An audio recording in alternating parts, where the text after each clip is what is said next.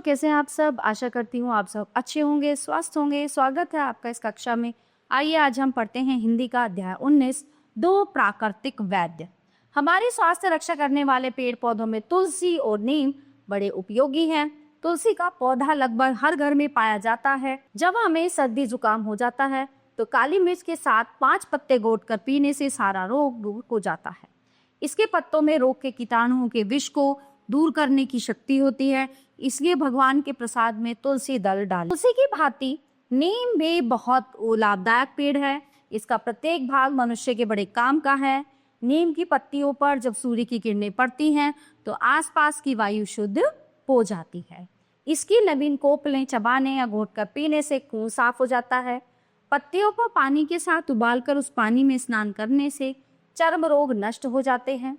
नीम के पानी से घाव धोने पर घाव के विषैले कीटाणु समाप्त हो जाते हैं।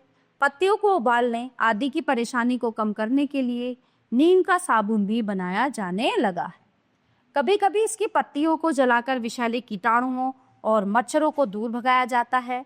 इसी पत्तियों को कपड़ों तथा अनाज के साथ रखने से उनमें कीड़े नहीं लगते। नीम की पतली पतली टहनियाँ दातुन करने के काम आती हैं। टहनी का कड़वापन मसूरों के पीप को कम करता है और कीटाणुओं को नष्ट करता है। नीम की छाल को घिसकर फोड़े फुंसियों पर लगाने से वे ठीक हो जाते हैं। नीम के फल को निबोरी कहते हैं। कच्ची निबोरी में दूध होता है, ये कड़वी होती है, किंतु पकने पर इसका गूदा मीठा होता है।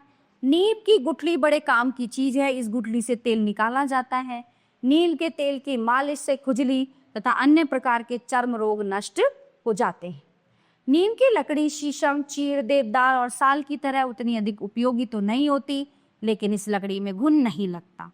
इसे कच्चे मकानों की कड़ियां, चौखटे और किवाड़ तथा चारपाई के पाए आदि बनाने के काम में लाया। नीम की जड़ें जमीन के अंदर से नमी खींचकर मिट्टी की ऊपरी परत को नम रखती हैं। उसे जल और वायु द्वारा कटाव से तुलसी दल और कड़वा नीम दोनों ही मानव समाज के बहुत बड़े सेवक हैं। इन्हें यदि प्राकृतिक वैद्य कहा जाए तो कोई अतिशयोक्ति न होगी। ठीक है प्यारे बच्चों, ये पाठ हमारा यहीं पे समाप्त होता है। आशा करती हूँ आपको अच्छे से समझ आया होगा। मिलते हैं अगली कक्षा में। धन्यवाद।